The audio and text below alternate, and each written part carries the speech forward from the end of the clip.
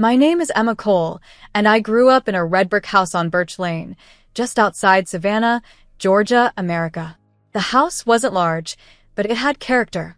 A wide porch that wrapped around like a warm arm, a creaky wooden swing that groaned under summer humidity, and a maple tree that shed its leaves in golden piles every fall. I used to sit on those steps and imagine the world beyond our street, where life didn't feel so small or so quiet. My father, Richard Cole, was a man who believed in discipline more than affection. He wasn't cruel, but he was sharp, his words clipped, his judgments final. He worked as a property appraiser, spending his days valuing other people's homes while never noticing the cracks in his own family. After my mother passed away when I was 16, everything changed. Her laughter used to fill the house like light through glass. When she was gone, silence took her place. It wasn't long before my father remarried. Her name was Cynthia, a woman from Columbus, Ohio, with glossy blonde hair and an endless rotation of pearl earrings. She brought her daughter, Lila, into our home, a girl a year younger than me, with a perfect smile that fooled nearly everyone. My father adored her from the beginning. He said she was polite, respectful, graceful, all the things he thought I wasn't. To him, I was stubborn, outspoken, too determined for my own good. To Cynthia, I was simply a problem she hadn't chosen. I tried to make peace at first. I remember helping Lila unpack her things, her collection of porcelain dolls and her dresses that smelled faintly of lavender. She thanked me with a smile that didn't reach her eyes. That was the last time we shared kindness without competition. When I graduated from high school, I wanted to go to New York for college, but my father refused to help. "You'll stay close to home," he said, his voice firm. "You don't need big cities filling your head with nonsense." I took that as a challenge. I worked part-time at a small diner off Highway 80, saving every dollar in a coffee tin under my bed. 2 years later, I packed a single suitcase, took a bus north, and never looked back. I landed in Chicago, where the winter winds cut through my coat like knives. My first job was at the Riverside Grand Hotel, folding sheets in the laundry room. I can still remember the smell, bleach, fresh cotton, and faint perfume from the guests. I worked nights, studying the front desk clerks and how they spoke to guests with grace and confidence. During breaks, I watched the managers glide through the lobby in tailored suits, their names stitched in gold on their badges. I told myself, one day that will be me. It wasn't easy. I worked double shifts, took night classes in business administration, and learned everything I could about hospitality. Most people thought I was just another small-town girl chasing a city dream. They didn't see the notebooks I filled with ideas, the budgets I practiced balancing, or the way I memorized every detail about how the hotel ran, from how they ordered wine to how they handled complaints. That's when I met Peter Vaughn. He was a quiet, older man from Boston, a frequent guest who stayed at the hotel for months at a time. One evening, when I was cleaning up near the bar, he asked me what I wanted out of life. No one had ever asked me that before, not seriously. I told him the truth. I want to build something that belongs entirely to me. He smiled, stirring his drink.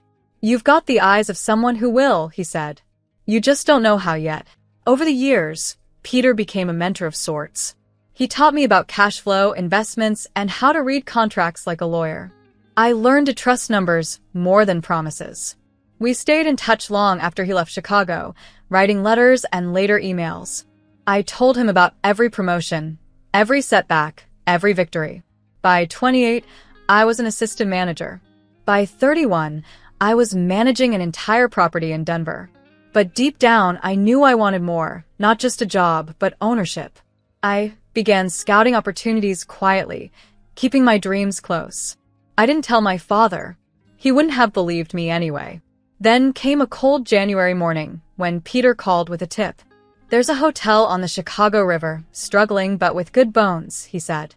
"It needs someone with vision and courage." I spent 3 nights running the numbers. The building had history, charm, and potential. The asking price was astronomical, just over $1,320,000,000, but I had connections now, investors who believed in me and Peter's guidance. Against every doubt, I made an offer. 6 months later, I walked through the doors of the Aurora Grand, no longer a guest or an employee, but the owner. The walls smelled of fresh paint and new beginnings. I hired a staff of people who reminded me of myself, hardworking, unseen, hungry for a chance.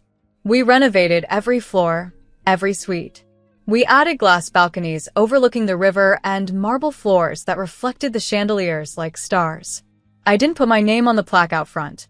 I wanted my success to speak quietly. In my office, overlooking the city skyline, I often thought about Birch Lane. I wondered if my father ever drove past my old room, still painted soft yellow, and thought of me. I doubted it. Cynthia had probably replaced the curtains, and Lila had probably moved into my old space by now. It didn't matter. The world I had built was far from the narrow streets of Savannah. Still, I sometimes missed the sound of the porch swing, the way the maple leaves rustled in late October. I missed my mother's voice calling me for dinner. But I also knew that every bruise from that house had built the spine I carried now. Owning the Aurora Grand wasn't just about money. It was about freedom, the kind I dreamed of when I was folding sheets in the basement laundry room. The hotel was more than a business. It was my declaration to the world that I could rise above everything that tried to contain me. I didn't tell anyone in my family about it. Let them think I was just doing well in the city. Let them keep their assumptions. Sometimes silence is the most elegant revenge. But life, as I would soon learn, has a strange way of circling back. The people who dismissed you, who laughed at your ambition, often find their way back into your story, usually when it's least convenient for them. I didn't know it then, but one Christmas night, that very hotel would host a family gathering unlike any other. And the truth, like the snow that falls in Chicago, would not stay hidden forever. The snow fell thick over Chicago that Christmas Eve, the kind that silences the city and makes even the traffic lights seem slow to blink. From my office window on the top floor of the Aurora Grand, I could see the river glittering beneath the ice, wrapped in lights that reflected the colors of the season: red, gold, and white. Inside, warmth pulsed through the walls, music, laughter, and the low hum of guests arriving for the most elaborate Christmas party the hotel had ever hosted. No one in my family knew the truth, that the shining building around them belonged to me. For them, it was just a high-end venue in the heart of the city, one chosen by my father's second wife, Cynthia, who loved to flaunt her taste and connections. When I saw their names on the guest list, I said nothing. I wanted to see what time and pride had done to them. I wanted to know if they had changed, or if they still looked through me as if I were a ghost from their past. The ballroom had been transformed into a winter garden. A Christmas tree soared 2 stories high, wrapped in silver ribbons, its branches heavy with crystal ornaments that shimmered beneath the chandeliers. At the center of the room stood an ice sculpture of an angel, carved by one of the best artists in America, its wings stretched wide. The pianist in the corner played Silent Night, while waiters moved between guests, serving glasses of champagne and small plates of truffle hors d'oeuvres. I wore a black velvet dress that draped just below my knees and a silver chain around my wrist. It was simple, deliberate. I didn't need to announce my success. The marble floor beneath me already carried my name in its foundation contracts. Nora Briggs, my event manager from Portland, handled the evening's flow effortlessly, greeting guests, checking details, and giving me a knowing smile whenever our eyes met. She was one of the few who knew my secret, that I was not just another guest, but the silent owner of every light in that room. My father arrived last, of course.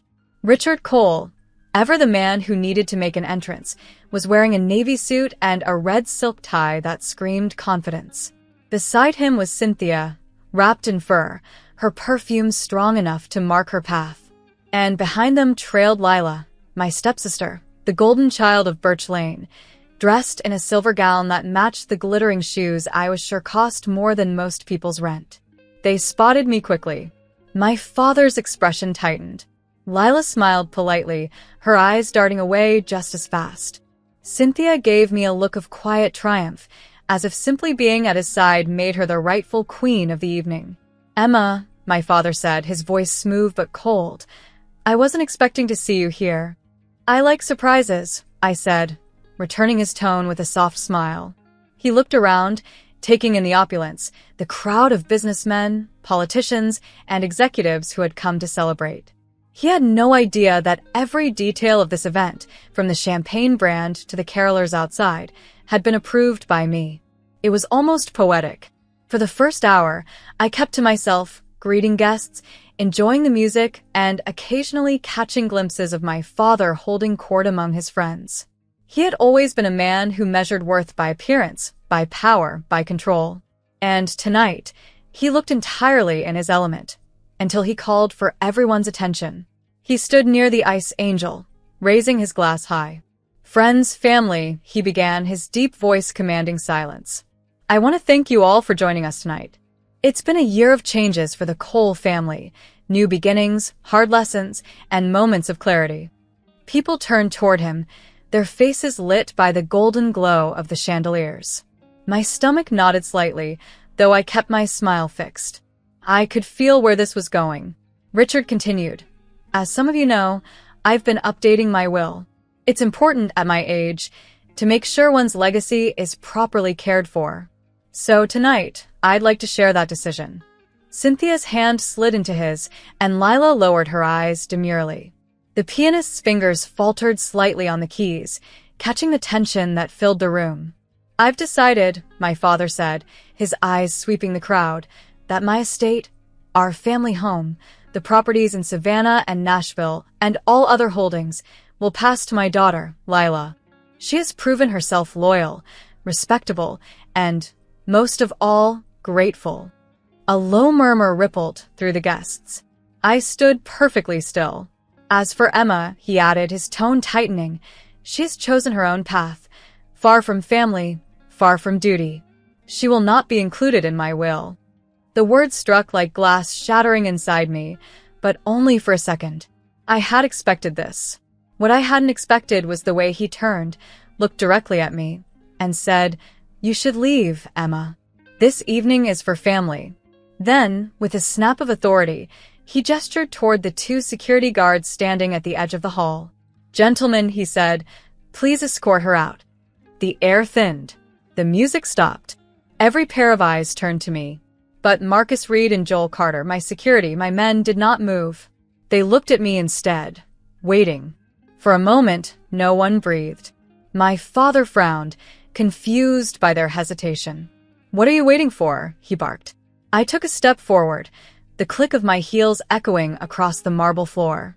"They're waiting," I said quietly, "because they don't take orders from you." Whispers darted through the room like sparks. "What?" my father demanded. I smiled, calm and sure. "You see, Dad," I said, my voice steady. "This isn't your party. It's mine." Gasps filled the hall.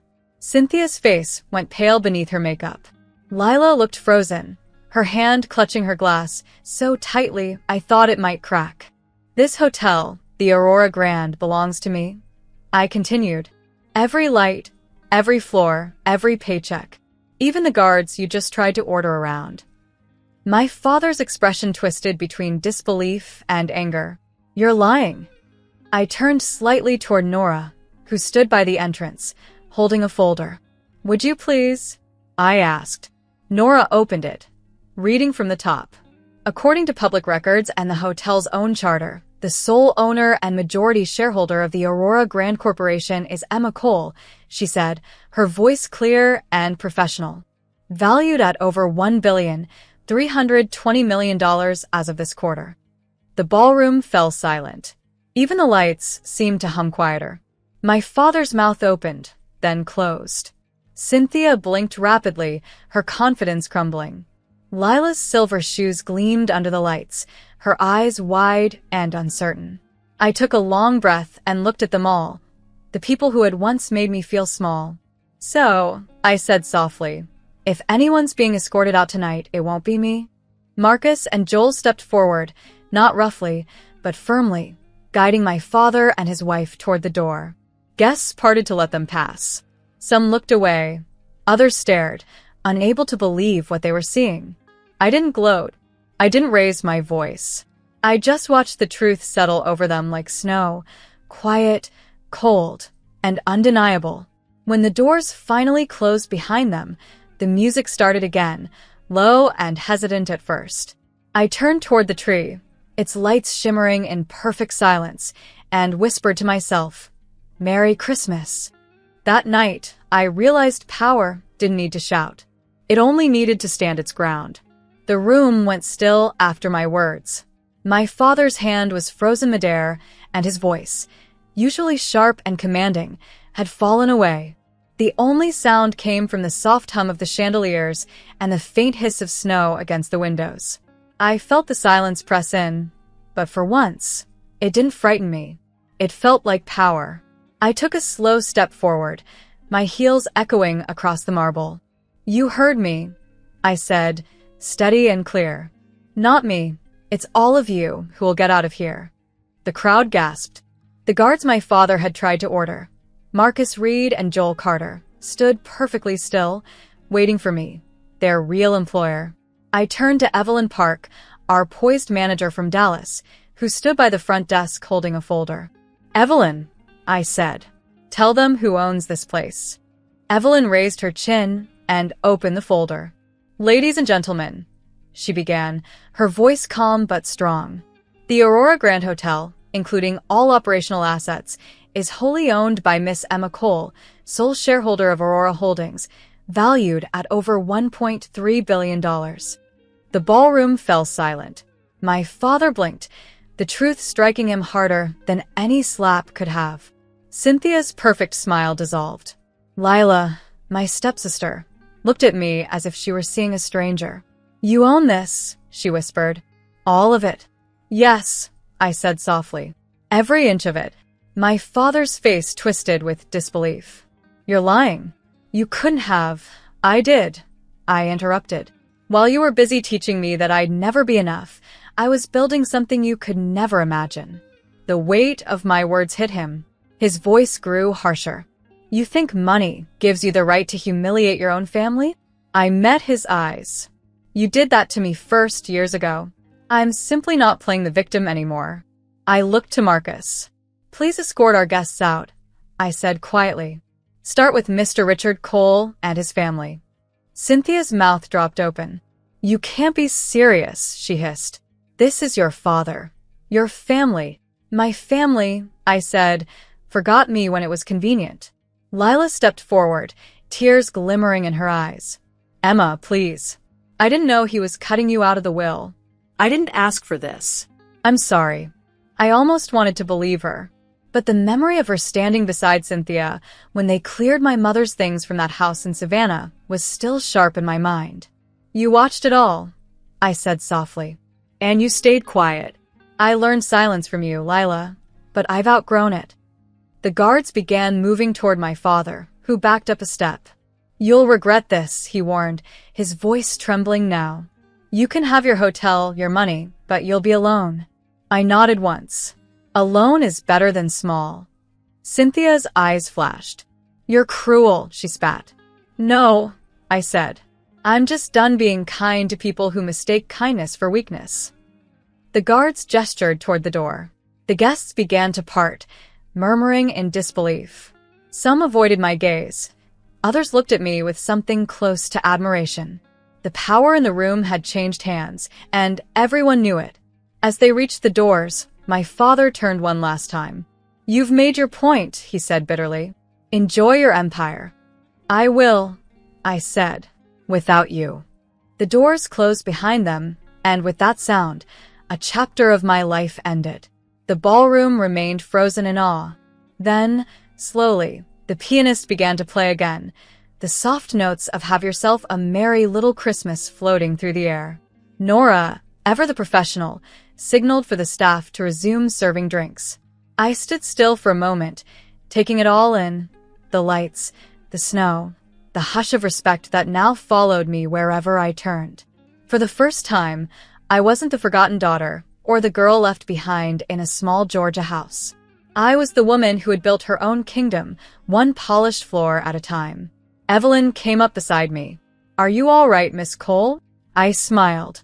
"More than all right." She nodded, returning to her duties, and I walked toward the massive Christmas tree. Its crystal ornaments caught the light, scattering reflections across the floor like tiny fragments of a new beginning. I took a deep breath. The weight of years, the rejection, the silence, the proving, lifted from my shoulders. I wasn't angry anymore. I wasn't even sad. What I felt was freedom. Tonight, I thought I didn't lose a family. I reclaimed myself. And that realization, brighter than any chandelier, was worth more than all the billions I owned. The doors closed behind them with a final, echoing thud. Outside, the snow was falling harder now, thick white flakes drifting under the streetlights. Through the tall glass of the lobby, I could see my family gathered on the steps, their expensive coats doing little to protect them from the wind off the Chicago River. For years, I had been the one left standing in the cold. Tonight, it was their turn. My father turned first, his expression a mix of pride and disbelief. Cynthia spoke to him, her voice frantic but muffled by the glass. Lila clutched his arm, crying openly now, her silver shoes sinking into the snow. I stood inside the warmth of my own hotel, watching the scene like it belonged to someone else's life. But it didn't. It was mine. They said they were sorry. They said they loved me. They said they were confused. The same words that had always come too late. I opened the doors, letting the cold air whip against my face, and walked toward them, my coat draped over my shoulders like a quiet crown. I accept your words, I told them calmly, but I do not accept your ways. My father tried to speak, but I raised a hand to stop him. You taught me to measure people by what they build, I said. Well, look around you, Dad. I built this. I did it without your name, without your help, and without your approval. You told me once that I'd never make it without you. You were wrong. I turned to Marcus. Finish it. He nodded once. The guards moved forward, guiding them away from the entrance. There were no shouts this time, no last insults. Just the soft crunch of snow under their shoes as they disappeared down the steps and into the night. I watched until they were gone, until the only sound left was the faint hum of the wind and the distant laughter of guests inside who knew nothing of the storm that had just passed. When I walked back into the lobby, the warmth wrapped around me again. The pianist had started playing, slow and gentle, as if the hotel itself understood that the hard part was over. Nora Briggs, my event director, approached with a mug of hot cocoa, the steam curling into the air between us. It's done, she said softly. I took the mug and smiled. Yes, I said. It's finally done. Upstairs, in my office, a room of glass and quiet, I sat at my desk overlooking the glowing city. Chicago stretched before me, alive and endless, the river lights flickering like liquid gold. I thought about the girl I used to be, the one who folded sheets in the hotel basement, who counted change for bus fare, who used to cry quietly in a rented room, wondering if she would ever be seen. That girl was still here somewhere, but she had learned to stand taller. She had learned that power didn't have to roar. Sometimes it could whisper and still shake the earth. I picked up my pen and began signing the year-end bonus checks for my staff. Every name mattered to me. Every signature was a promise that their hard work was worth something real. I signed them in dollars, not out of vanity, but out of pride that I had earned every cent honestly. When I was done, I called our broker in London to confirm my secondary account in pounds, a small reminder that my reach now stretched across both America and Europe. Money had never been my end goal. It was the freedom it bought that mattered, the ability to choose my own life, to write my own story without asking permission from anyone again. Before I left for the night, I sent a message to Peter Vaughn in Boston, the man who had once told me that success comes quietly to those who never stop working for it. Thank you, I wrote. You were right. I found my way. Then I leaned back in my chair, looking around the office that felt more like home than any house I'd ever lived in. It was nearly midnight when I made my way down to the lobby. The party had quieted, guests slipping away into the cold, the echoes of laughter fading like distant bells. Nora was waiting near the tree, her coat on and her hair dusted with a bit of tinsel. She smiled when she saw me. Owner, she teased gently. Woman, I corrected with a grin. That's the title I like most. She laughed, and for a moment, the world felt easy. We wished each other good night, and I stepped out into the crisp winter air. The driver opened the car door, but I waved him off. "Not tonight," I said. "I want to walk." The streets were nearly empty, the city quiet in its Christmas stillness. My heels clicked against the pavement as I walked toward my apartment on Lakeshore Drive, the lights of the river shimmering beside me. The air smelled of pine and snow and freedom. When I reached home, I poured the last of the cocoa into a porcelain mug and stood by the window. The view stretched far, high-rises gleaming, snow drifting like ash, the lake dark and calm. I thought of Birch Lane, of the house where I'd once sat on the porch swing dreaming of a world bigger than that narrow street. I thought of my mother's voice, gentle and wise, telling me to be patient. "Your wings are growing." I realized then that she'd been right. The pain, the rejection, the years of being unseen, those were the growing pains of my wings. And now, finally, I could fly. My phone buzzed once, a message from Lila. Just 2 words, "I'm sorry." I stared at it for a long moment, then deleted it. Not out of cruelty, but because I no longer needed apologies to move forward. Some doors are meant to stay closed. Outside, a flake of snow melted against the window pane. I smiled to myself. For the first time, I didn't feel like the girl who had been thrown out. I felt like the woman who had built the place she'd always belonged. I curled up on the couch, the lights of the city flickering like a lullaby. Tomorrow would bring new guests, new meetings, and new challenges. But tonight, I had peace. Peace earned, not given. And so, this is my story.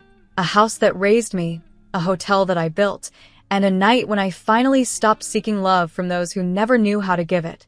If you ever walk into the Aurora Grand on Christmas Eve, you'll smell pine and cocoa, you'll hear soft piano music, and you'll see the reflection of a woman standing quietly by the lobby window. That's me. The owner, the survivor, the daughter who became her own legacy.